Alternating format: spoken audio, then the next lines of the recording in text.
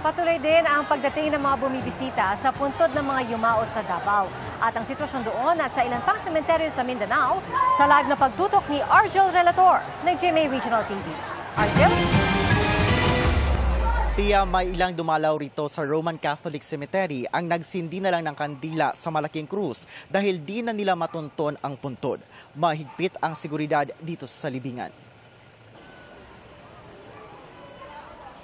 Tirikman ang araw, tuloy ang pagdagsa ng mga dumalaw sa Roman Catholic Cemetery sa Davao City. May nakapwestong first aid station sa harap ng sementeryo para sa mga nahihilo o nawawala ng malay. Ang pamilyang ito, naging mini reunion ang pagbisita sa sementeryo. Bibo po lipay. Siyempre, murag banding-banding ni namo. Inani yun, og anniversary, date anniversary, og birthday sa akong mama, anak.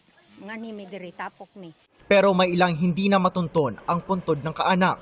Kaya nagsindi na lang sila ng kandila sa malaking krus na ito. Nawala na manggod ang amo ang kuan, mga minatay ka ng mga pansyon ba, nangawala na dugay na gyud kaayo.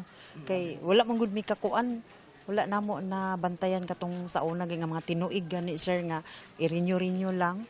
Oo nya. Mao na diri na lang mi magdagkot sa dakong cross.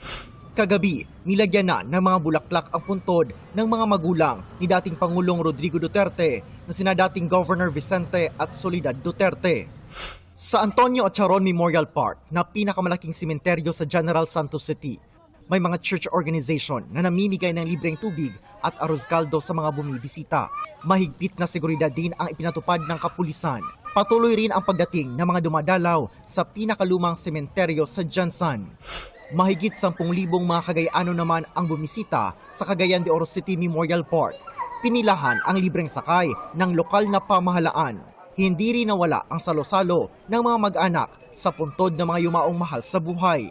Para matiyak ang seguridad, nagpalipad ng drone ang Cagayan de Oro City Police. Pia, patuloy ang pagdating ng mga bisita sa Roman Catholic Cemetery at may isasagawa naman bukas na misa rito alas 7 ng umaga. Yan ang latest. Balik sa iyo, Pia. Maraming salamat, Argel Relator ng GMA Regional TV.